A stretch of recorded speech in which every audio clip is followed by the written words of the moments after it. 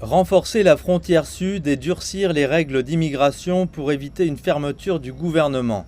Un ultimatum a été lancé au président Biden par le principal républicain du Congrès comme prix à payer pour maintenir le financement des services essentiels. Nous avons observé ce qui se passe. Nous avons adopté un projet de loi pour sécuriser notre frontière.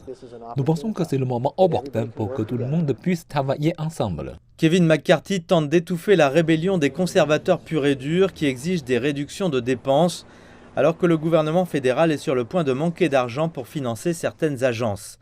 Ces rebelles exigent des politiques plus strictes face à la vague d'immigration en provenance de pays d'Amérique centrale. McCarthy tente à la fois de séduire plus de démocrates conservateurs pour l'aider à obtenir les voix dont il a besoin, pour obtenir une majorité afin de maintenir le financement du gouvernement fédéral à court terme et d'apaiser les frondeurs qui peuvent effectivement le renvoyer du poste de président de la Chambre. Le Sénat, contrôlé par les démocrates, se concentre sur une mesure provisoire bipartisane.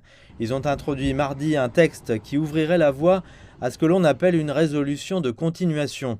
Cette mesure permettrait de financer le gouvernement jusqu'à la mi-novembre et d'éviter que des millions d'employés fédéraux et de militaires ne soient renvoyés chez eux sans salaire. Le secrétaire d'État au transport a souligné les perturbations plus importantes qui se produiraient si un accord n'était pas trouvé et si le gouvernement fermait ses portes le 30 septembre à minuit. Regardez l'aviation, où nous avons fait d'énormes progrès après la perturbation causée par la Covid, comme nous l'avons vu il y a un an. Pour que cela continue, nous devons être en mesure d'embaucher des contrôleurs aériens. Cependant, certaines figures de proue de la faction républicaine de droite dure du Freedom Caucus s'opposent à une résolution de continuation.